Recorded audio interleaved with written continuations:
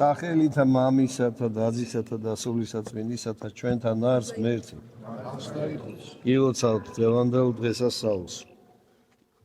ესე იგი, საკვირველი დღე არის დავით აღმაშენებლის ხსენების მოწამეთა და ღირსთა მამათა.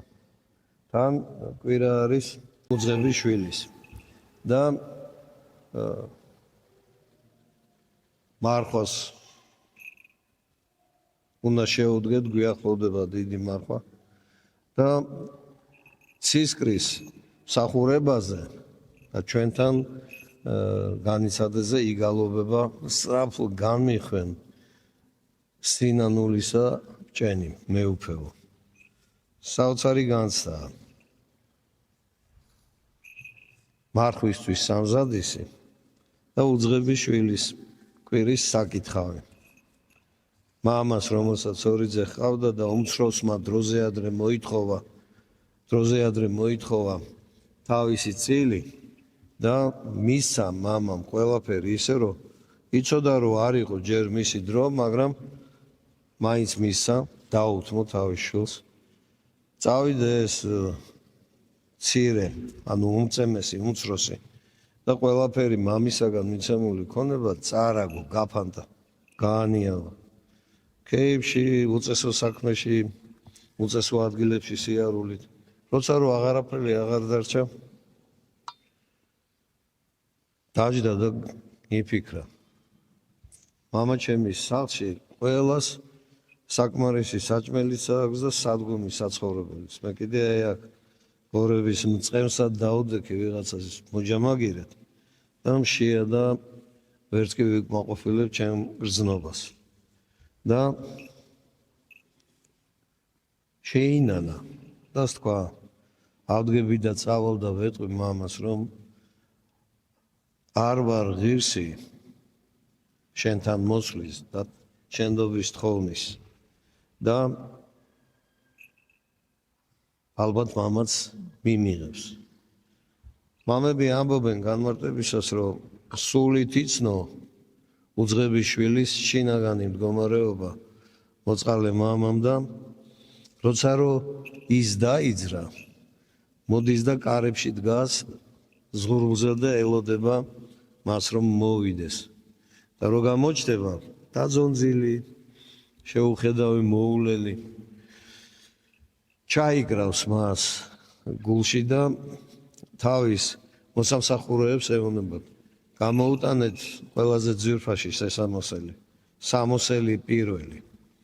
გაუკეთეთ ბეჭედი კლავშვილობისა ნიშანი და დაკარნით საკლავი, რამე თუ შვილი მკვდარი იყო და გაცოცხლდა, ცოცხალები იპოვე. ამ დროს მოდის უფროსი შვილი და ესმის, რომ კაცო სახლში რაღაცა ესეთი მხიარულებაა და მოსამსახურეს ეკითხება, რა ხდებაო, რას აღნიშნავენ. შენიო უმცროსი ძმაო, მოვიდაო და მამამო აი ეს ნადიმი გადაწვიდა. გააბრაზდა და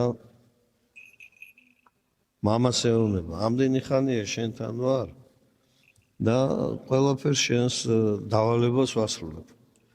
და მე არ მახსოვს, რომ ერთი ციკანი მოგეცარო ჩემს მეგობრებთან ერთად, ასე ვთქვათ, ორი მეჭამა. და აი ჩემი ძმა მოვიდა, რომელმაც ყველაფერი თავისი მონაგები, შენი ნაშრომი გაფანტა, გაფლანგა, მას კი აი ესეთი პატივით შეხვდა. მამა ეუბნება, ესრედ მომართებს, იმიტომ რომ შენია ყველაფერი, რაც მე გამაჩნია, რადგან შენ ამ მორჩილებითა და რჯულის ასრულებით ცხოვრობდი. და შენი ძმა მკვდარი იყო და გაცოცხლდა და ამიტომ გვიხარია, რომ იგი მოვიდა, დაბრუნდა და გონიერ იქნა. არიან ადამიანები, რომელთაც ეფიქრებათ, რომ ეს სამართალი იყო, ღვთისგანგება იყო, მაგრამ დაიჩაგრა უფროსი ძმა. მაგრამ მოციქული ამბობს, აი ახლა დღეს საკითხულ 60 ქულოში, რომელსა უყვარდეს მოყვასი, თვისი მან სჯული აღასრულა. ვითარმე არა იმრუშო არა კაცკლა, არა იპარო, არა გული გითქმოდეს და სხვა თუ რაიმე მცნება არს. პატივი ეცი მამასა შენსა, დედასა შენსა შემდეგი. ამითვე სიტყვითა აღესრულების, ვითარმე შეიყვარო მოყვასი შენი, ვითარცა თავი თვისი. სხვაგან მოციქული ამბობს, თუნდაც სხეული მირცე დასაგლეჯად, თუნდაც მთელი ქონება რაც მაქვს დავარიგო მოწყალებად, თუნდაც აღსარებლობით რა ვიცი სასწაულები ჩავიდინო. არაფერი სიკეთე არ იქნება, ერთი ჟღარუნა რკინის ნაჭერი ვიქნები, თუ კი სიყვარული არ მაქვს. მამას სიყვარული ჰქონდა და თავისი დაკარგული სულიერი სიკვდილისთვის, ასე თქვათ, განწირული ძე ნახა ცოცხალე, იმიტომ რომ მოვიდა და შეინანა. გაუხარდა და ურობა ტრაპეზი გამართა. ისე ვართ ჩვენც. და რადგან ამითვე სიტყვითი აღესრულების ეს რჯული, ვითარმე შეიყვარო მოყვასი შენი, ვითარცა თავი თვისი, სიყვარულმა მოყვასსა თვისსა ბოროტი არა უყოს. აღმასრულებელი სჯულისა სიყვარული არს. საოცარია, რასაც ამბობს მოციქული. და დღეს ხსენება არის დავით აღმაშენებლის. ისტორია ვიცით ყველა, მეტნაკლებად ვიცით. როგორი სახელმწიფო ჩაიბარა, რა ასაკში მოუწია მას მოსვლა ტახტზე. 16 წლისა იყო, ქვეყანა მორღვეული იყო ყველაფრით. ხალხი შეშინებული და გაქცეული, მეურნეობა დაქცეული. თან დღევანდელ სიტყვას ვიხმარ, აგრარული ქვეყანა იყო ჩვენი და სოფლის მეურნეობა იყო ჩვენი ეკონომიური სიძლიერისა ბურჯი. ილია მართალი კითხულობს კი, მაგრამ რამ გააძლებინა ამდენ ნგრევა, რბევა და ტყვეობას ამ ქვეყანას? მხოლოდ გლეხის ქედზე დადებულმა ეკონომიურმა აი ამ ძლიერებმა. და ჩაიბარა ესეთი ქვეყანა დარღვეული, დაფანტული. 16 წლისა არის. და მერე თანდათან დაიწყო ქვეყნის მოძლიერება. და გარეშე მტრები თავს დახვეული. თუ არაბი, თუ თურქი, რა ვიცი, ვისაც არ ენაღლებოდა ყველა ამ ძვირფასი ქვეყნისა მცირედი ნაწილის მოგლეჯას ცდილობდა და სათავისოდ მიტაცებას. თბილისი თურქებს დაპყრობილი ჰქონდათ და რასაც უნდათ იმას აკეთებდნენ, რუსთავი, ყველაფერი, მოკლედ მთელი საზღვრიდან საზღვრამდე თითქმის აოხრებული იყო. და ქუთაისში მაინც მიუხედავად იმისა, რომ მეფე იქიჯდა, მაინც თურქებისაგან შევიწროებული იყო. ქვეყანა ხარკსაც იხდიდა, თავის ნებაზე ვერაფერს ვერ მოიმოქმედებდა, თუ მათ არ მოეწონებოდა. მოკლედ მეფე ახალგაზრდა, მაგრამ ბრძენი მეფე იწყებს ქვეყნის შენებას. და პირველი რა გააკეთა, დიდი რამ კი არ თქვათ საქმე დაუწყია. ვფიქრობ, რომ რაში არის საიდუმლო დავით აღმაშენებლის საქართველოსი. რა თქმა უნდა, ღვთისშეწევნა იყო, მაგრამ რატო იყო ღვთისშეწევნა? იმიტომ რომ ღვთისმოყვარე იყო. ომში რომ მიდიოდა, აკლემებით, ვირჯორებით, ბიბლიოთეკა მიჰქონდა.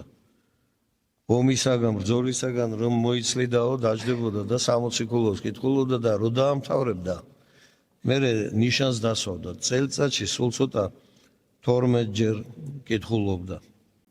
და მისი გონება საღვთო ზრახვაში იყო. და ეს საღვთო ზრახვა შეიძლება ხმითაც არ ლოცულობდა და თქვათ ვერც ვერავინ ვერ ხედავდა როგორ იყო, მაგრამ რადგან გულთამხილავია ღმერთი, მის გულს რა ხედავდა, შეეწეოდა, მართალ გონებას აძლევდა, მისი ფიქრისა გეზი მიმართულება სწორი იყო და მერე თანდათანობით შეეწეოდა ყველა მის გამარჯვებაში. 1099-ში გამეფდა და თბილისი დედაქალაქი გაანთავისუფლა 1122-სა და 23-ში მერე რუსთავის. გარდაიცვალა 25-ში. და მან ძალიან კარგად უწყოდა თუ საბოლოო მიზნისათვის, ანუ ერთიანი საქართველოსათვის რა თანამიმდევრული ნაბიჯი გეგმა უნდა გაეკეთებინა, გადაედგა, რომ ეს საბოლოო მიზანი მიღწეული ყოფილიყო. და მართლაც ნაბიჯ ჯერ დღე-ღრეში და მთაში გახიზნული ხალხი შემოიმტკიცა, შემოიყვანა, ჩამოიყვანა და რით პატარ-პატარა გამარჯვებებით. შემდეგ, როდესაც ჩვენს დამპყრობილებს თურქებს აერიათ იქ, დაკარგეს ბევრი დაპყრობილი ქვეყანა და იქ ჯვაროსნებმა იმძლავრეს, ხარკის გადახდა შეუწყვიტა და ეს ხარკი ვინ იყო? მეომარი, მევენახე მეურნე კაცი, ოჯახის დედა დიასახლისი დედაბოძი და ეს ყველაფერი ვისაც რომ ხარკად ითხოვდა დამპყრობელი, ის ყველაფერი შეუწყვიტა მიცემა. მერე აღარ დააყოვნა ძლევა ისაკვირველიც ასრულდა, მაგრამ მან გონიერმა მეფემ ღვთის ნებას მინდობილმა და სასწორებელმა იცოდა, რომ გამარჯვებით თავ დავიწყებით ტკბობა და სიხარული არ შეიძლებოდა. ზომიერებას იჩენდა ყოველთვის. თბილისი როცა აიღო, იქ მოთავეები ვინც იყვნენ დასაჯა, რა თქმა უნდა. სხვა დროს იმ დროს სხვანაირი სამართალი არ იყო.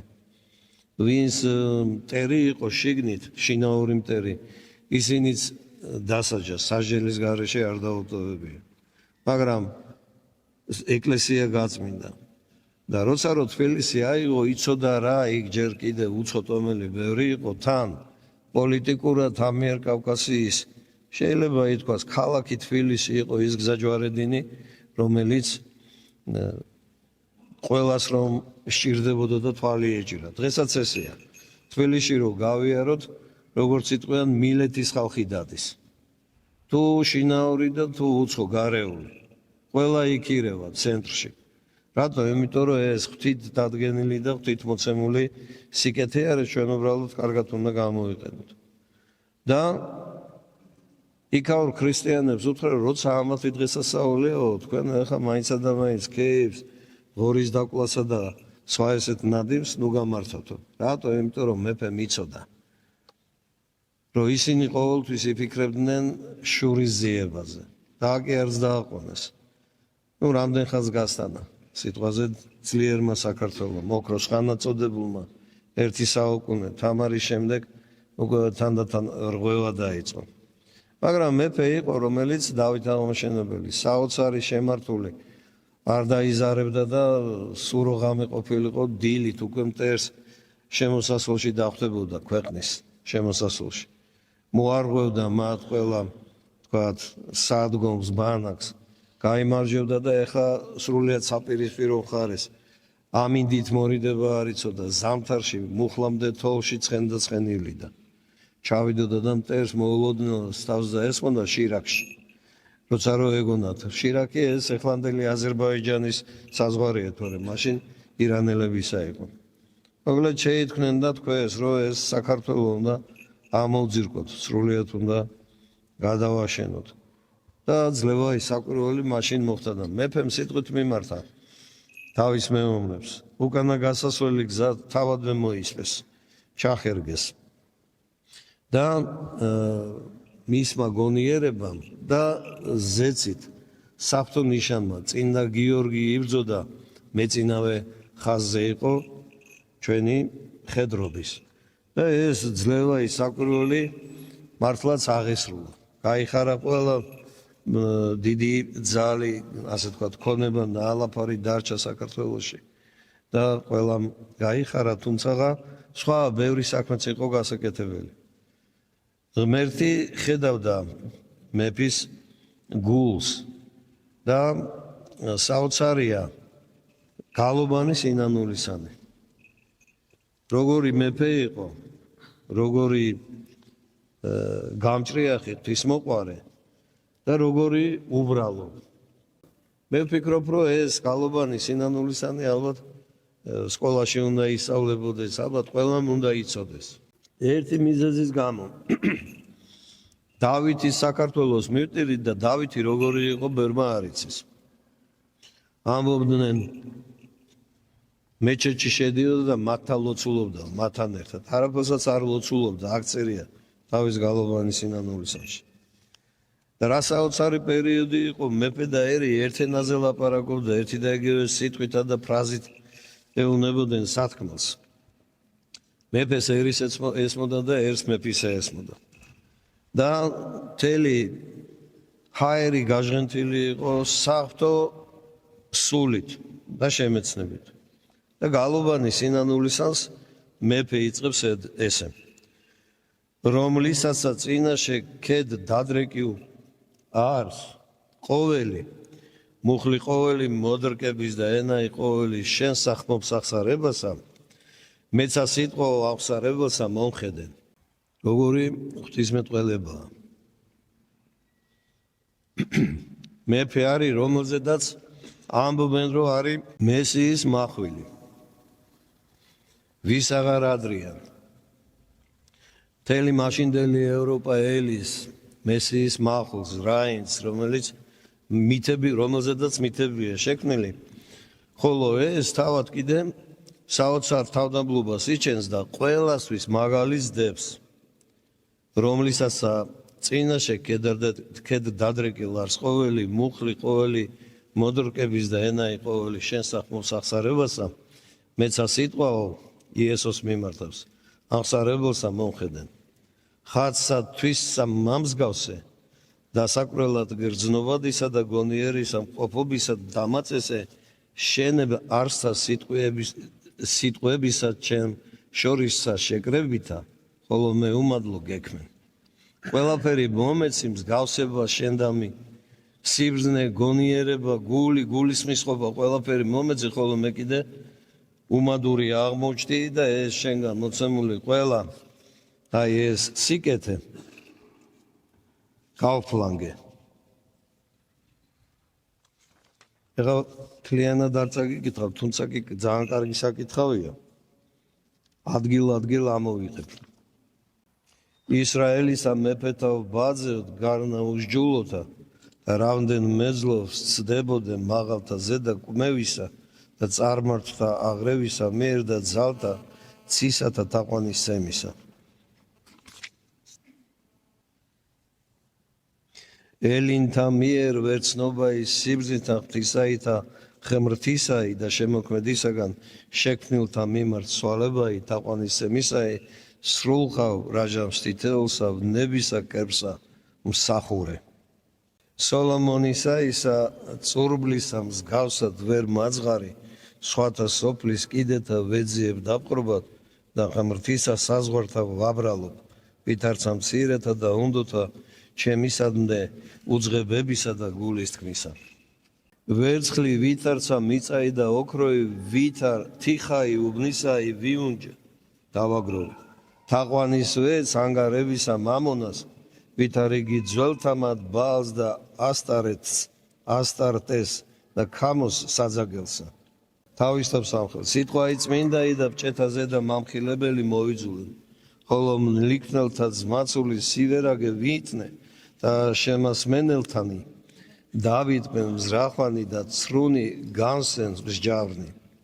ესენი ცოდენ სახარებისას ჯულთა და მცნებათა შენთაშინა ცემელთა რაი ყვიმლისა მიპყრობასა და გლახაკთათვის განშიშვლებასა და რაი თურთით არა ფიცსა შენ სჯულის მდებელი ჩემი ბრძანებდი და გულის თქმით მიმხედველობასა განსრულებულად მრუშებად დაზდებდი. ჟამი რაი წლილთა და ხმელთა აღმოჩინათაი წარმოდგეს ზარი მეფობისაი წარხდეს და დიდებაი დაშტეს შვებანი იქნენ ყვავილონებაი დაჭკნეს სხვა მან მიიღოს კიპტრაი სხვასა შეუდგენს სპანი მაშინ შემიწყალე მსაჯულო ჩემო.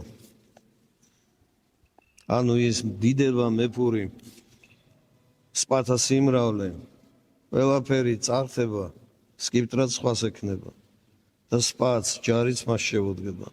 განრაიღო სიგნი დღესა შინა სასჯელისასა და მექეთ დადრეკილი წარმოგიდე განკითხვათ საჯული მართლს ჯიდე პირუთნელად მსახურთა რისხვა იქროდის მართალნი ნეტარებდნენ ცოდულთა გვემდეს ცეცხლი მაშინ შემიწყალე იესო ჩემო დაღა თუ ესრეთ გამხსენ ყოველნი გრძნობანი და ყოველნი ხრწნილება ვიქმენ ყოვლად ხრწნილება ვიქმენ გარნა არავე აღვიხვენ ხელნი არცა დავდე სასოებայի ჩემი ღვთისა მიმართ უცხოისა არცა უცხო თესლი რაიმე სარწმუნოებայի საწვერთო ხავს სულისა გარეშე მისა რომელი მასავეს ღვთისმეტყველთა შენთან მამათან მოკლედ ესეთი მეფის პატრონები ამ ისტორიის მქონენი როგორ შეიძლება რომ ვივიწყებდეთ იმას რასაც რომ ღმერთი გვასწავლის და ღმერთი გვიქადაგებს იმ უძღებს შვილს თუ მივემგვანებით მაშინ იმ უძღების შვილისა სინამდვილეშიც იმ უძღებს შვილს სინამდვილეშიც უნდა დავემგვანოთ აქ მოციქული ამბობს ყველაფერი შემიძლია მე გავაკეთო მაგრამ ვიცი თუ რა არის ჩემი სულისთვის ყველაზე უფრო საჭირო და უმჯობესი მოციქული ამბობს არა უწყითა რამე თუ ხორცნი იგი თქვენი ტაძარნი თქვენ შორის სულისაწმინდისანი არიან რომელეგე გაქოს ღვთისაგან და არა ხართ თვისთა თავთანი ანუ თქვენით არ არის რამე თუ სასყიდლით სყიდულ ხართ გამოსყიდულნი ვართ რას გვიბარებს ადიდეთ უკვე ღმერთი ხორცითა მაგითა თქვენითა და სულითა მაგით თქვენითა რომელი იგი არის ღმრთისა თუ კი რამ გვმართებს ჩვენი წინაპრებისაებ ღვთისა პატივი და ღვთისა დიდება ერთია მხოლოდ ხორცი მოგვეცა არა ძღომისთვის არამედ უფლის სახურებისთვის მადლი მოგვეცა არა თავმოწონებისთვის არამედ ღვთის დიდებისათვის ყოველივე მოგვეცა ჩვენ ღვთისაგან და მასვე უნდა დაუბრუნოთ და რით აკითხვა მოციქულმა არა იმრუშო არა კაცკლა არა სიცრუე თქვა არა გითქმიდეს გულის ხვისი გქონებისათვის ყველაფერი ეს ერთით აღესრულება მოყვასის სიყვარულით მერთმა მოგცეს სიყვარული ღვთისა და მოყვასისა რათა შევძლოთ სჯულისაებ უფლისა მოცემულისა ხოთ ვიცხოვროთ და ავასრულოთ ნებაი იგი უფლისა აზდა უკუნისამდე ამინ გილოცავთ დღევანდელ დღეს თუ ნატრობთ მის საქართველოს მაშინ მის სინამდვილსაც უნდა ვბაძავდეთ თუ გსურს მეგობარი ვიყოთ ქრისტესი მაშინ სიყვარული უნდა გქონდეს მოყვასისა და თუ გსურს რომ ეს სიყვარული შევძლოთ პირველ რიგში ჩვენი თავი განმოვიძიოთ განვიკითხოთ და ესეთ მემსახუროთ და ავასრულოთ სჯული იგი ქრისტესი ჩვენთან არის ღმერთი